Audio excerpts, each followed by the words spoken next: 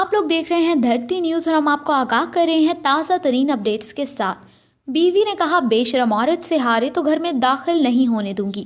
خلیل الرحمان قمر نے ایک انٹرویو کے دوران کہا ہے کہ میں اپنے الفاظوں پر معافی نہیں مانگوں گا، اور میری بیوی نے کہا ہے کہ اگر اس بے شرم عورت سے ہار کر آئے تو گھر میں داخل نہیں ہونے دوں گی۔